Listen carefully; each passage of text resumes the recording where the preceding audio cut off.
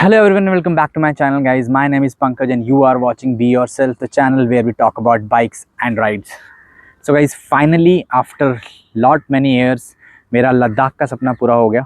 I went to Ladakh this June with my brother and I will share my experience and along with that this video will be all about Ladakh, what to pack, what routes I took, कितना खर्चा आता है वहाँ पे जाने को and किन चीज़ों का आपको ख्याल रखना चाहिए when you are in Ladakh and when you are roaming around there. So guys stay tuned. इस वीडियो के सिवा आपको किसी और वीडियो की ज़रूरत नहीं पड़ेगी if you are planning for Ladakh. Stay till the end and let's start with the video. So guys मैंने जो ट्रिप किया था मुंबई से मैंने लद्दाख एंड लद्दाख से वापस मुंबई. वापस आते वक्त मैंने चंडीगढ़ से अपना जो बाइक है वो ट्रेन में रखवा दिया था. तो वो वाला जो सफ़र है वो मैंने बाय प्लेन ही किया है because I had to my wife with me. So वापस आते वक्त मुझे वाइफ को भी लेके आना था. So that's the issue. वरना मैंने जो ट्रिप में प्लान किया है, जो आपको मैंने जो खर्चा बताया है, वो मैं उस रूट को अगर आप रोड से कवर करते हो मैंने उसे कवर करके रखा हुआ है. So that was that. और यहाँ से मुझे मतलब मैं अपने घर गया था धर्मशाला. तो आपको मनाली का हिसाब से बताऊँगा मैं. तो उसके लिए 3 दिन लगे थे मुझे यहाँ से. तो टोटल मेरा ट्रिप समझ लो आप 16 डेज़ का आपका ट्रिप बनता है अगर आप यहाँ से लद्दाख जाते हो, लद्दाख से वापस जाते हो. यहाँ से आपको मुंबई से मनाली पहुँचने में आप समझ लो 3 दिन लगेंगे आपको, ठीक है. और वहाँ से आने में भी आपको 3 दिन अराउंड लगेंगे. तो it is a stretch little bit. पर ये 6 दिन में हो जाता है. अगर आप चाहो तो आप थोड़ा आराम से कर सकते हो, थोड़ा ज़्यादा दिन लगा सकते हो. आप 6 से आप 1 दिन एक्स्ट्रा भी ले लो, 1-2 दिन एक्स्ट्रा ले सकते हो. It's on your wish. But मैंने 3 दिन में मैं मतलब समझ लो धर्मशाला पहुँच गया था तीसरे दिन. तो ये इस तरह से ये ट्रिप प्लान होता है. टोटल मेरा 16 डेज़ है. 9 डेज़ मनाली टू मनाली वाला ट्रिप मेरा 9 डेज़ के अराउंड हुआ है और वो भी मैं डिस्कस करूँगा कि वो कैसे किया है. तो एंड टोटल डिस्टेंस जो हुआ है 6200 किलोमीटर के अराउंड. ये मैं आपको बॉल पार्क फिगर बोल रहा हूँ. इस पर 100 किलोमीटर आगे पीछे रख लो. तो 6200 किलोमीटर का टोटल सफ़र हुआ था मेरा ये, ठीक है. सो अब इसी के हिसाब से let's start with first thing, what you have to pack, ठीक है. पैकिंग के अगर हम देखी जाए, ठीक है, आपने जो वेयर किया है, राइडिंग जैकेट आपका, हेलमेट हो गया, आपके पैंट्स हो गए, राइडिंग पैंट्स, बूट्स हो गए, ग्लव्स हो गए, ये आपने नॉर्मल पैक किया और अंदर आपने एक टी शर्ट पहनी हुई है, ठीक है. This is what you are wearing. Along with that अगर हम क्लोज में देखें what you have to pack is, जो मैंने पैक किया था इसमें वो देख लेते हैं. 2 जीन्स एक्स्ट्रा पैक की थी मैंने. उसके साथ मैंने 4 टी शर्ट्स रखी थी. आप 4 से 5 भी कर सकते हो, 3 से भी काम चल जाता है. मेरे को एक टी शर्ट तो मैंने निकाली भी नहीं थी इसमें से, ठीक है. उसके बाद 5 पेयर्स ऑफ सॉक्स, ठीक है. आपने एक तो पहनी होगी और उसके सिवा आप 2-4 पेयर और रख लो. इसके साथ 1 पेयर ऑफ एक्स्ट्रा बूट्स या जो भी है, मतलब शूज़ होने चाहिए वो जिसमें आप राइड कर सको. या मतलब ऐसा नहीं है, बूट्स होंगे तो अच्छा है, नॉर्मल बूट्स होंगे. आपका राइडिंग बूट्स के सिवा जो है एक आध एक्स्ट्रा बूट्स रख लो, वहाँ घूमने के लिए भी काम आ जाएंगे. और आपको अगर ज़रूरत पड़ेगी, आपके ये वाले बूट्स गीले हो जाते हैं, कुछ डैमेज हो जाते हैं, तो आपको वो तब भी काम आ जाएंगे. इसके साथ 1 स्लीपर जो आपको ना वहाँ पे रहने के, होटल में रहने के लिए काम आ जाएंगे. एंड 1 पेयर ऑफ थर्मल्स रख लेना. अब यहाँ पे थर्मल्स मैं एक ही पेयर इसलिए बोल रहा हूँ कि लद्दाख में उतनी ठंड नहीं होती है जब गर्मियाँ आती हैं. इस वक्त वहाँ के लोग भी बोल रहे थे बर्फ़ नहीं पड़ती है अभी. तो एक थर्मल काफ़ी है. मेरे को थर्मल पहनने की ज़रूरत ही नहीं पड़ी, वो बस पड़ा ही रहा बैग के अंदर. बिकॉज मैंने जो पहना था, अब उसके साथ अगर मैं आगे बताता हूँ, 2 जैकेट्स आपको रखनी है. एक काफ़ी फ्लफ़ी जैकेट जो प्रॉपर ठंड वाली जैकेट होती है, एक वो रख लो, वो बैग में ही रहेगी. एक आप जो थिन जैकेट होती है ना, एक डक फेदर वाली जैकेट होती है या फिर पतली जो जिसमें से आपको हवा ना जाए, वो वाली जैकेट जो है आपने अपनी राइडिंग जैकेट के अंदर पहन लेनी है. जब आप हाई एल्टीट्यूड एरिया में या ठंड आपको लगने लग पड़ती है, आपको वहाँ पे ड्राइव करते वक्त ना बस वो हल्का हवा का ठंड लगेगा, तो आपको पतली jacket will be enough. Mostly मैंने टी शर्ट पहनी थी और उसके ऊपर पतली जैकेट पहनी थी, वो जो मेरी फ्लफ वाली, वो काफ़ी अच्छी गर्म दे रही थी वो मेरे को. तो वो जैकेट विल बी इनफ, ठीक है. और एक एक्स्ट्रा जैकेट जो मैंने आपको बताया, जो आपको एक्सट्रीम ठंड, आपको जैसे अगर आप घूम रहे हो कहीं पर और रात को बहुत ज़्यादा ठंड में घूम रहे हो, then you can have that, keep it. वो मैंने रखी थी पर मेरे को ज़रूरत ही नहीं पड़ी, वो बस बैग में पड़ी रही है, सीधी सी बात. फिर एक एक्स्ट्रा पेयर ऑफ ग्लव्स रख लेना. So this is what you have to pack in terms of clothing. I don't think इससे ज़्यादा की ज़रूरत पड़ेगी. अगर आपको ज़रूरत पड़ेगी भी, मैं बोल रहा हूँ आपको लद्दाख में बहुत अच्छे से शॉप्स हैं, आपको मिल जाएंगे. पादू में भी यू कैन शॉप, कोई इशू नहीं है. ये 2 जगह पे आपको मतलब at least if what ever you want थोड़ा बहुत आपको मिल जाएगा. बट मेरे को नहीं लगता, मुझे इसके सिवा ज़रूरत नहीं पड़ी है, ठीक है. तो this is what you have to carry in terms of clothing. इसके साथ आपको बाइक रिलेटेड स्टफ क्या चाहिए, एक टूल किट ज़रूर रख लो, ठीक है. और एक और चीज़ मैं बताऊंगा, टूल किट के साथ साथ आप ये भी रखो, आपको थोड़ा बहुत बाइक का ना चीज़ें आनी चाहिए थोड़ी बहुत, ठीक है. कि मतलब अगर आपको सेल्फ स्टार्ट ना चले तो कैसे स्टार्ट करना है उसको, ठीक है, चेन को एडजस्ट करना, ठीक है, आपको चेन का जो स्लैक है उसको एडजस्ट करना आना चाहिए, आपका फुट पैग को एडजस्ट करना आना चाहिए, आपका ब्रेक के ऊपर नीचे, आपका क्लच को उसका पोजीशनिंग एडजस्ट करना आना चाहिए, छोटी मोटी आपको मैकेनिक की आनी चाहिए बाइक की थोड़ी बहुत, मतलब आपको टायर पंचर लगाना आना चाहिए, those things you should know, ठीक है। और थोड़ा मोटा आपको, अगर आपका हैंडल बार ऊपर नीचे हो जाए उसको एडजस्ट करना है, कैसे करना है, आपकी जो अगर आपके पास गियर का जो आपका वो है क्लच है उसको कैसे थोड़ा बहुत अरेंज करना है, तो these things you should know at least, because वहाँ पे थिंग्स कैन गेट स्केरी, क्योंकि बीच में बहुत ऐसे स्ट्रेच आते हैं जो बिल्कुल एम्प्टी हैं, यहाँ कोई भी नहीं मिलेगा। तो अगर आपको छोटी मोटी चीज़ें आती होंगी, थोड़ी मोटी प्रॉब्लम आई बाइक में, तो you can do something to reach a place where you can get help, ठीक है। तो बाइक में मैं क्या बता रहा था, आपको एक टूल किट होनी चाहिए, पंचर किट होनी चाहिए, इन्फ्लेटर बेसिकली होना चाहिए आपके पास, और उसके बाद आपके पास जो कैंस होते हैं पेट्रोल के 10 लीटर के अराउंड मैंने रखे हुए थे, ठीक है। ज़रूरी नहीं आपको 2500 रुपये का जो अमेजोन पे आता है एक कैन, दो आर वेरी एक्सपेंसिव। मैंने 300 की 2 कैंस लिए थे वाइट कलर के, मेरा आराम से काम चला गया था, नो इश्यूज़, कोई प्रॉब्लम नहीं आई थी, तो ज़्यादा खर्चा करने की ज़रूरत नहीं है। तो कैंस हो गया आपके पास 2, और चेन ल्यूब रख लेना, ठीक है। तो this is the stuff you should carry for bike, ठीक है। ये हो गया बाइक का। देन मेडिकेट्स में आप देखो, मेडिकेट रख लो एक में, बेसिक मेडिसिन जो आपको लगता है कि मुझे नॉर्मल प्रॉब्लम्स होती रहती हैं, ठीक है, जैसे गले से रिलेटेड प्रॉब्लम हो जाए जब आप ठंडे एरिया में जाते हो, मौसम चेंज होता है, तो उसके लिए आप स्टेप्सिल वगैरह रख लो, या गले के लिए आप एंटीबायोटिक्स रख लो कुछ, ठीक है, दैट यू शुड हैव। और पेट से रिलेटेड जो भी आपको कोई प्रॉब्लम होती है वो वाली मेडिसिन रख लेना, और आपको अपने प्रॉब्लम रिलेटेड कोई आपको लगता है कि ऐसी कोई मेडिसिन चाहिए होगी वो रख लेना।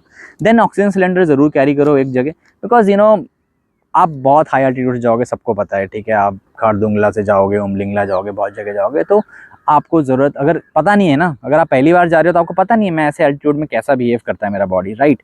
तो आप एक ऑक्सीजन सिलेंडर ज़रूर कैरी करो, अगर 2 भी करना चाहो तो कर लो, नो हार्म इन दैट, ठीक है। 800-900 रुपये का आता है, और इट डिपेंड्स, ठीक है, उसका प्राइस वेरी करता रहता है, 600 रुपये का भी आता है और 1000 रुपये का भी आता है, ठीक है। तो आप 2 कैरी कर लो, it's better. High altitude sickness की जो टैबलेट्स आती हैं वो ज़रूर कैरी कर लेना, एंड इलेक्ट्रोलाइट एंड ORS ज़रूर कैरी कर लेना, बिकॉज अगर आप और हाइड्रेटेड रहोगे ना, क्योंकि आपको आपका एक हाइड्रेशन पैक ज़रूर होना चाहिए, उसके अंदर आप अपना इलेक्ट्रोलाइट डाल के हमेशा हाइड्रेटेड रहने की कोशिश करो, because dehydration will be a biggest problem अगर आपने अच्छे से नहीं हाइड्रेट रहे। So these are the things will be enough, ये आप अपना पैक कर लो, आई डोंट थिंक इससे ज़्यादा कुछ चाहिए होगा। और आपको पैकिंग के लिए कितना लगेज चाहिए, देखो 72 लीटर्स इज़ बहुत ज़्यादा, ठीक है। मैं खुद 36 लीटर का वाइटारा का पीछे एक मेरा टेल बैग था, और 50 लीटर्स के मेरे वो थे, वो ज़्यादा है। ये मेरे भाई के पास एक क्लॉ बैग, मैंने उसको बोला था लेने को वाइटारा का, क्लॉ बैग बहुत बढ़िया काम करता है। अगर आपने वाइटारा क्लॉ बैग लेना है, 72 लीटर्स के क्लॉ बैग में बहुत बढ़िया से आपका सब कुछ आ जाएगा, आपका कैंस भी आ जाएंगे, आपका स्टफ़ भी आ जाएगा। 72 litre is enough. Claw bag लेते हो, मैं बोलता हूँ वो वन सोल्यूशन है एवरीथिंग। उसका एक और फ़ायदा रहता है कि उसको ना माउंट करना ईजी होता है, चुपचाप उठाया और रख दिया। ऐसे क्या है कि आप, मैं क्या कर रहा था, मेरे को टेल बैग अलग से लगाना पड़ रहा था, सैडल बैग अलग से लगाने पड़ रहे थे। मेरे भाई के पास सीधा क्लॉ बैग था, उठाया और चुपचाप वहाँ पे लगाया और उसको बस टाइट कर दिया। तो इट्स अ सिंपल सोल्यूशन, क्योंकि आपको बार बार लगेज पैक करना पड़ता है, उतारना पड़ता है, फिर से लगाना पड़ता है। तो claw bag is like make things very easy, ठीक है। और वो बाइक से भी अच्छा खासा जुड़ जाता है, तो उसको गिरने का डर नहीं होता अगर आपने अच्छे से उसको बांध के रखा है ना। It's a very good thing to work. So this is what you have to pack and this much is the luggage you need. So guys, अभी नेक्स्ट चीज़ देख लेते हैं कि मुझे खर्चा कितना आया, ठीक है। खर्चे के हिसाब से देखें तो मैंने आपको बताया 6200 किलोमीटर के अराउंड मेरा ट्रैवल था। अगर मैं इसको वापस आने को ट्रैवल को भी इंक्लूड करूँ, चंडीगढ़ से मुंबई, ठीक है, मैं उसको इंक्लूड करके ही चल रहा हूँ, ठीक है, भले मैंने नहीं किया बट उसको इंक्लूड करके चलते हैं। तो मेरी बाइक ने मेरे को दिया था 30 का माइलेज, लद्दाख में भी दे रही थी वो, ठीक है। तो मेरा खर्चा अराउंड 21 to 22,000 पेट्रोल में लगेगा, ये आपको रखना ही है। 20 to 21,000 आपका पेट्रोल का खर्चा आने वाला है। इसके बाद टोटल 16 डेज़ के सफ़र में हर दिन के रहने का खर्चा 1500 से 2000 के बीच में एवरेज होता है, ठीक है। अगर आप सिंगल बंदे जा रहे हो, सिंगल जा रहे हो, तो आपको, अगर आप किसी से शेयर नहीं कर रहे रूम, तो आपको समझ लो 25 to 30,000 का खर्चा अकेले पड़ेगा। ये 25,000 तो आपको पड़ेगा, अगर आप यू एडजस्ट अकॉर्डिंगली, तो आपको 25 to 30,000 का खर्चा ये आपको पड़ेगा, ठीक है। पर अगर आप किसी के साथ शेयरिंग जा रहे हो तो ऑब्वियस सी बात है, it will reduce to 12 to 15,000, ठीक है। तो अभी मैं ऐसा रख रहा हूँ कि अगर आप सोलो जा रहे हो तो आप रख लो 27,000 का खर्चा, जितना मैं बता रहा हूँ आपको।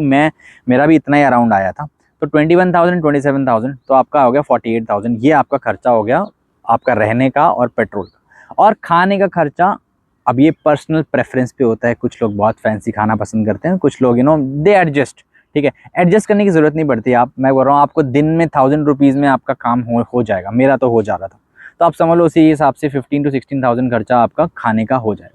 तो आप 48,000 प्लस आपको 62 to 65, अगर आप मैक्स भी खींच लो, ये तो बहुत ज़्यादा बता रहा हूँ मैं, 60 में भी आपका खर्चा हो जाएगा। 60 to 65 का खर्चा सिंगल पर्सन पे आएगा। अगर आप चाहो तो इसको रिड्यूस कर सकते हो। आपको कैसे कर सकते हो? आप जो रहने का खर्चा कर रहे हो, देखो लद्दाख में ना 1500 से रूम्स मिलने शुरू कर हो जाते हैं, ठीक है। 1500 1200 इतने में रूम मिल जाता है, ठीक है।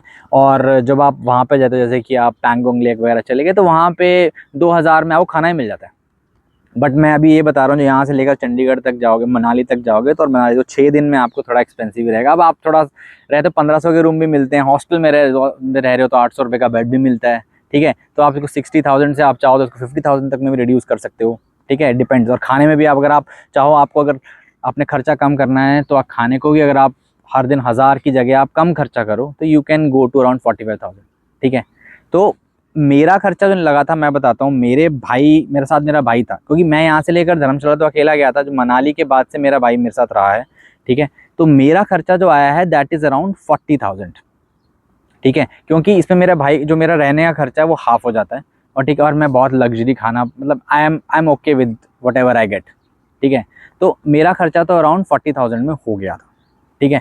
तो अब आपको मैंने बॉल पार्क फिगर दे दिया है, तो ये आपको खर्चा रखना। अगर आप सोलो जा रहे हो, मैं बोल रहा हूँ 60 to 65 रखो। अगर आप आपको मतलब यू आर वेरी, थोड़े से होते हैं लोग जिनको कुछ स्पेसिफिक चाहिए होता है, मुझे ऐसे चाहिए, ऐसा नहीं है, मुझे ख़राब जगह नहीं जाना है, ख़राब जगह रहना भी नहीं है, अच्छा खाना है, बढ़िया खाना है, 60 to 65 इज़ इनफ, ठीक है। और अगर आप थोड़ा एडजस्ट भी कर लोगे, तो मैं बोल रहा हूँ 50 to 55 तक में आपका खर्चा हो जाएगा। अगर आपके साथ कोई है, आप किसी के साथ शेयर कर रहे हो रूम, तब तो मैं आपको बोलता हूँ 45,000 to 50,000 में आपका आराम से निकल जाएगा। 50,000 रख के चलना, ठीक है, फॉर एमरजेंसीज, बट 50,000 में आपका खर्चा टोटल हो जाएगा। So this is about the spending in Ladakh trip. So guys let's talk about the route which I took, ठीक है।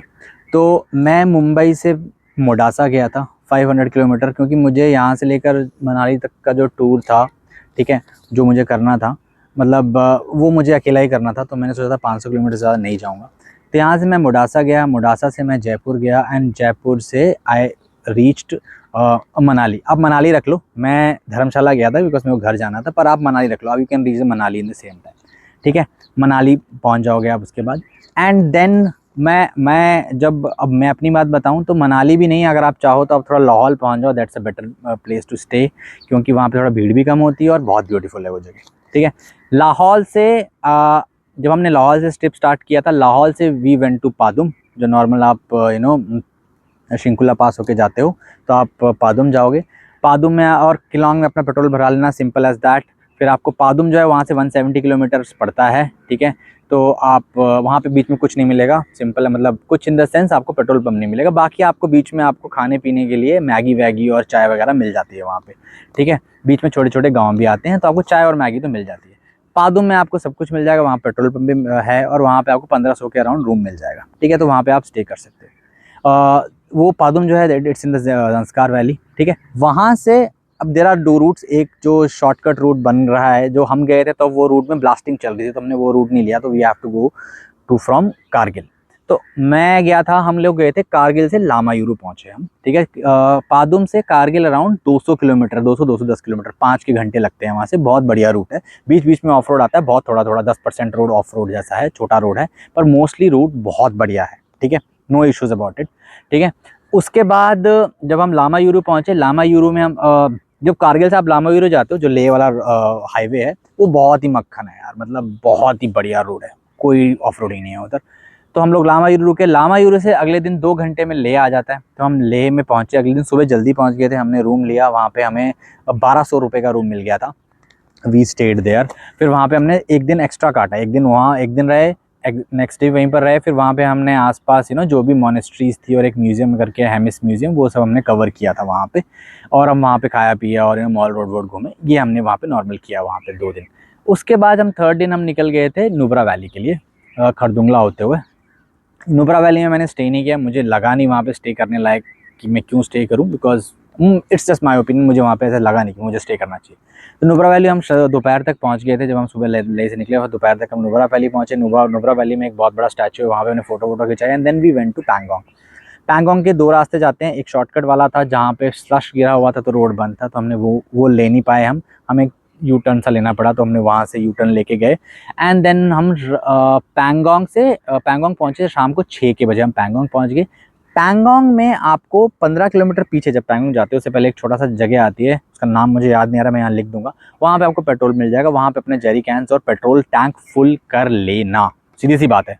बिकॉज उसके बाद फिर 250 न्योमा तक आपको कोई पेट्रोल पंप नहीं मिलेगा, सो इट्स इंपॉर्टेंट आप वहाँ पे फिल कर लो, ठीक है। वहाँ फिल कर लेना, फिर आप पैंगोंग रुको। पैंगोंग में जब आप पहुँचते हो स्टार्टिंग में ही मत अपना रहने लग पड़ो, थोड़ा आगे जाओ। अगर आप जल्दी थोड़ा सा आगे जाके आपको अच्छी जगह रूम मिल जाएंगी, वहाँ से अच्छे व्यूज़ भी दिखते हैं और थोड़ा पैंगोंग का फिर कलर चेंज होता है पानी का, तो वो हिसाब से आप जहाँ पे आपको अच्छा लगता है वहाँ पे आप रुक सकते हो। तो स्टार्टिंग में रुकने की जरूरत नहीं, अगर आप जल्दी पहुँच गए तो डेफिनेटली आप आगे जा सकते हो, आगे अच्छा लगेगा। हम लोग जल्दी लेट पहुँचे, थोड़ा रात हो गई थी, तो हम लोग वहाँ पे जैसे स्टार्टिंग में पहुँचे वहाँ पे हमने रूम ले लिया था। तो एंड वहाँ पे हमें 2000 रुपये का दोनों बंदों को रहने के लिए एक रूम मिल गया था और खाना ही मिल गया था, नॉट अ बिग थिंग, ठीक है। मैं बोल रहा हूँ आपको खर्चा आप कम कर सकते हो, इसमें ऐसा नहीं है, पर वो डिपेंड करता है आप कैसी जगह पे रह रहे हो, आपने कैसा घर लिया है और कैसा आप खाना खा रहे हो, ठीक है। अगर आप अच्छे बड़े डोम लोगे थोड़े महंगे हो सकते हैं इससे, ठीक है। सो ये हमारा पैंगोंग पहुंच गए। पैंगोंग से हम अगले दिन निकल गए। अब यहाँ पे क्या है, कुछ लोग ना, जहाँ मैंने बताया ना पैंगोंग से पीछे 15 किलोमीटर पेट्रोल पंप आता है, तो गूगल मैप वो रास्ता वहाँ पे जाके एक रास्ता दिखाता है जो आपको चुशुल होके हानले के लिए होता है। बट आप पैंगोंग के साथ साथ ही जाते ही एक रोड जाता है चुशुल के लिए, जो आप लोकल से पूछोगे वो रोड नॉर्मली अभी तो सब वो ही ले रहे हैं, बट गूगल मैप नहीं दिखाता वो रोड, तो वो आप वो रोड ले सकते हो। चुशुल होके आप हानले पहुंचोगे, ठीक है। हानले से पहले एक चेक पॉइंट आता है, तो वहाँ पे हमें पता चला कि जो न्योमा वाला उससे आगे जो पेट्रोल पंप हमें मिलने वाला है, ठीक है, वो पेट्रोल पंप बंद है। अब यहाँ पे क्या हो गया था, मेरे पास मेरे जेरिकन खाली थे, ठीक है, मैं थोड़ा सा चला हुआ था कि न्योमा मिल जाएगा, तो चलो मेरे पास इतना पेट्रोल पंप था कि मैं उमलिंगला जाके वापस आ चुका, न्योमा तक पहुँच सकूँ, ठीक है, तो इतना मेरे पास था। तो हमने वहाँ चेक पॉइंट से हानले जो है अराउंड 50 किलोमीटर है, सिंगल लेन रोड है, स्ट्रेट रोड है, कोई इशू नहीं है, कोई ऑफ रोडिंग नहीं है। चुशुल से हानले तक का जो रोड है ना, वहाँ पे ऑफ रोडिंग है, वो काफ़ी ऑफ रोड है, ठीक है। चुशुल से, हाँ, वो वाला काफ़ी ऑफ रोड है, वो वाला रोड, ठीक है। उसके बाद अब जब हानले पहुंच गए, हानले से उमलिंगला इज अराउंड 95 किलोमीटर। अगर आप एक पेव्ड रोड फॉलो करते हो जो ऐसे जिगजैग करके जाता है, एक पहाड़ी सामने पहाड़ से ऊपर से होके उस तरफ, एक है जो 70 किलोमीटर का रोड है जो 20 किलोमीटर शॉर्ट पड़ता है, जैसे मैंने बताया 70 किलोमीटर 75 पड़ता है, क्योंकि वो थोड़ा सा ऑफ रोडिंग है, ठीक है। बट जो ऊपर वाला रोड है वहाँ से एक व्यू दिखता है जो मैं आपको दिखा रहा हूँ, this is the view and which is very good. If you don't want to miss it तो इस रूट को लो। अगर आपको जल्दी है और आपको डजंट मैटर ये रूट, तो आप ये 20 किलोमीटर शॉर्ट वाला रूट ले सकते हो और आप हानले पहुँच सकते हो। अब आप हानले उमलिंगला पहुंच जाओगे। उमलिंगला से अगर आप चाहो तो आगे एक डेमचौक करके लास्ट विलेज आता है, 30 किलोमीटर से अराउंड वहाँ से, तो आप वहाँ भी जा सकते हो अगर आप आराम से जल्दी पहुँच गए। अगर आप हानले रुक रहे हो और फिर आप जा रहे हो तो यू कैन डू दैट। हम लोगों ने वो नहीं किया, हम लोग उमलिंगला पहुँचे, उमलिंगला से रिवर्स आए हानले। हानले में हमने ब्लैक में पेट्रोल लिया 150 रुपये लीटर और अपनी टैंक्स और सब कुछ फुल कर लिया और हम न्योमा जाके रात को रुके थे। न्योमा में भी हमें 2,000 का रूम मिल गया दोनों भाइयों को, उसमें खाना भी इंक्लूडेड था, ठीक है। और उसके बाद हम लोग रात को रुके एंड देन नेक्स्ट डे हमारे पास सब कुछ था। वहाँ से लेकर लाहौल तक लॉन्ग था, आपको कुछ पेट्रोल पंप नहीं मिलेगा। 300-350 किलोमीटर का नाडा, नो पेट्रोल पंप। सो वहाँ के लिए फुल टैंक और फुल कैंस होने चाहिए। अब आपकी माइलेज अच्छी है तो डिपेंड्स ऑन यू, ठीक है। तो कुछ मेरे भाई की बस वो थी रॉनिन थी, तो वो अच्छा खासा माइलेज दे रही थी, उसको तो कुछ भी लेने की जरूरत नहीं पड़ी। उसने मेरे से 1 लीटर पेट्रोल लिया था, वो भी एक्स्ट्रा फालतू में, उसका एक टैंक में सारा काम हो गया था। तो वो वाला जो रूट आता है ना पांग से सुरचू, जो है ना, जो ये वाला रूट है ना, पांग जब पहुंचते हो वहां तक का रूट बहुत बढ़िया है। उसके पांग से सरचू जो है ना वो भयंकर बहुत रॉकी माउंटेन्स के बीच से बहुत ज़्यादा थोड़ा सा डेंजरस लगता है मुझे, वो लगा था, क्योंकि वहाँ से ना क्या है, आगे से भी ट्रैफिक आ रहा है, क्योंकि वो है मनाली ले हाईवे, ट्रैफिक आगे पीछे से आ रहा है और एक सिंगल लेन रोड है और पहाड़ी के नीचे गिरने, और आज से भी नहीं, बहुत बढ़िया रोड है वो, टूटा फूटा सा रोड है वो, तो वहाँ पे थोड़ा सा ध्यान रखना, इट्स थोड़ा डेंजर हो जाता है। तो वहाँ से होके फिर हम पहुँचे थे, हम मनाली भी नहीं, हमने स्ट्रेच किया, हम कुल्लू पहुँच गए थे और वहाँ बारिश लगी हुई थी।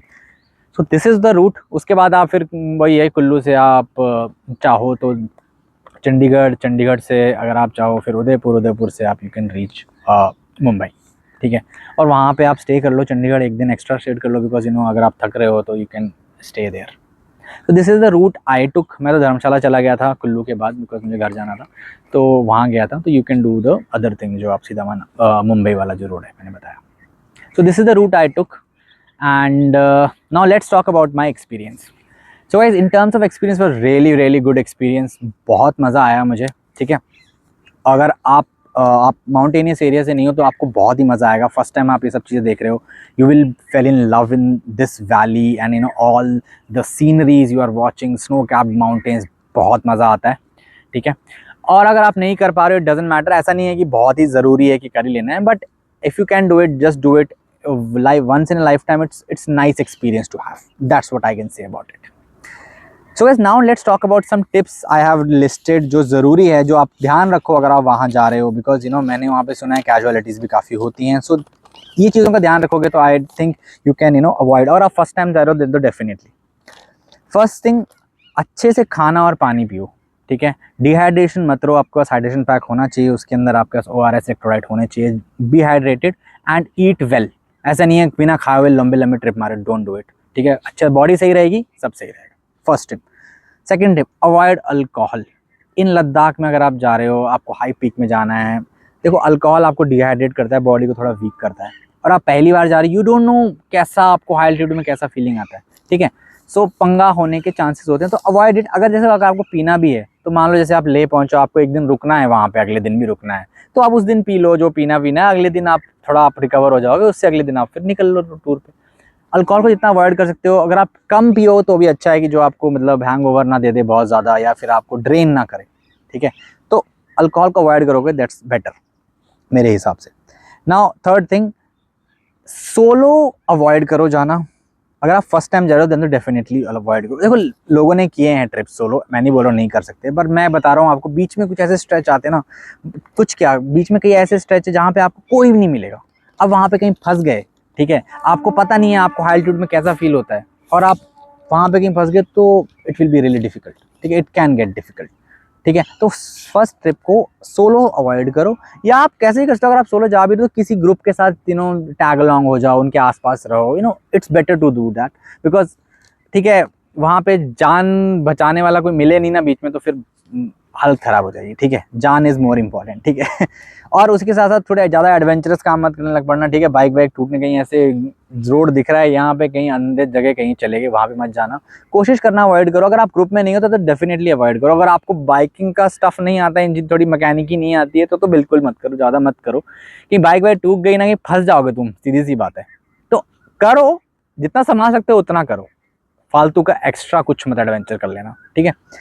This is the third tip. Fourth tip, अब क्या होता है ना, वहाँ पे जो सिंगल लेन रोड्स आते हैं, जैसे कि आप हानले तक पहुँचते हो, जो आप फिर आपका जो मैंने बताया था आपको, पांग से सरचू वाला रोड, फिर वो जो रोड है वो सिंगल लेन है। तो सिंगल लेन हो ना आप, अच्छे रोड है, ऐसा नहीं बोल, पर क्या है वो रोड ना बीच में ही, उसमें कई जगह से स्टीप आ जाता है, दूर से नहीं दिखाई देगा। आप अपनी स्पीड बहुत ज़्यादा मेंटेन कर रहे हो, आपको बिल्कुल मतलब समझ रहे हो, आपको 10 मीटर के सामने बचे, ओ शिट, आगे से डिप आ गया है, तो फिर वो डेंजरस हो जाता है। तो अपनी स्पीड मेंटेन रखो, रोड को ध्यान से देखो कि वहाँ से डिप आ सकता है कि नहीं आ सकता है, और स्पीड अच्छी कंट्रोल में रखना, ओवर स्पीडिंग मत करना। सो दिस इज द, और क्या होता है बीच बीच में क्या है ना, धसे हुए रोड भी हैं, दिखते नहीं है दूर से, टार ही दिखेगा पर वो धसा हुआ है, तो बाइक के शॉकर्स पे प्रेशर पड़ता है, और अगर आपकी सील व्हील अगर टूट गई, आपकी उसकी फोक सील्स टूट गई, तो इट कैन बी इशू। तो बी केयरफुल, मैं बोल रहा हूँ ओवर स्पीडिंग भी मत करना, ध्यान रखो उस चीज़ को। देन फिफ्थ टिप है, ओवर पैकिंग मत करो। जैसे मैंने ओवर पैकिंग बहुत भारी हो जाता है सामान, बाइक उठाना भारी हो जाती है, और हिमालयन जैसी जो पहले ही 200 kg है, यही इतनी भारी हो जाएगी अगर आप उसमें ओवर पैक कर लोगे। लोग इतना पैक कर लेते हैं, ऐसे बैठे हैं इसकी यहाँ तक, तो उनका पैकिंग दिख रही है, ठीक है। तो don't over pack, try to be light, जितना ज़रूरी है वो रखो, डोंट ओवर पैक, ठीक है। एंड लास्ट टिप जो मैं देना चाहता हूँ, पेट्रोल जो कैंस है ना, वो हमेशा फिल रखो, जहाँ मौका मिल रहा है फिल कर लो, क्योंकि कुछ पता नहीं कि अगली जगह पे वो पेट्रोल पंप, क्या पता, जैसे मैंने आपको बताया हमारा न्योमा वाला वो बंद था, तो क्या पता वो ना मिले। सो पेट्रोल कैन जो है आपकी जेरी कैन, वो हमेशा फिल रखो। तो these are the 6 tips which you should follow, ठीक है। और हाई एल्टीट्यूड में ज़्यादा एडवेंचरस मत होना, वहाँ पे क्या होता है सांस रुकने के ज़्यादा चांसेस, जैसे आपको सब पता है ये चीज़ नॉर्मली, वहाँ पे ज़्यादा कूदम कादी मत करना, जस्ट आराम से काम रह के फोटो वोटो खींचो, आराम से अपना चाय वाय पियो, इन्जॉय करो, बट ज़्यादा भाग दौड़ी मत करना, ठीक है। तो दीज आर द 6 टिप्स। और एक एक्स्ट्रा टिप है, अगर आप कैंपिंग लवर हो और आपका 5 बंदे और ग्रुप के साथ जा रहे हो, 4 से 5 बंदे, यू लव कैंपिंग, कैंपिंग के लिए बहुत बढ़िया जगह है, और ये गर्मियों के टाइम तो बहुत बढ़िया, ठीक है। रात ऐसा नहीं है, और ठंड का सामान तब आपको थोड़ी थोड़ी पैकिंग ज़्यादा करनी पड़ेगी, क्योंकि आपको टेंट भी लेके जाना पड़ेगा, स्लीपिंग बैग भी लेके जाना पड़ेगा, और थोड़े रात के लिए थोड़े गर्म कपड़े भी लेने पड़ेंगे। बट अगर आप कैंपिंग कर सकते हो तो कैंपिंग के लिए तो बहुत बढ़िया एरिया है वो, ठीक है। So this is all I wanted to discuss. I hope you like the video, and अगर आपको कोई भी क्वेश्चन होगा लद्दाख के बारे में, you can ask me in comments, I can answer those questions. और अगर मुझसे कुछ मिस हो गया हो तो आई एम रियली सॉरी, मेरे को आप क्वेश्चन पूछ सकते हो नीचे, मैं आंसर कर दूंगा, there is no issue about it. So guys, I hope you like the video. Please hit the like button if you like the video, and subscribe to my channel for this kind of content. Till then, see you in the next vlog. Bye bye.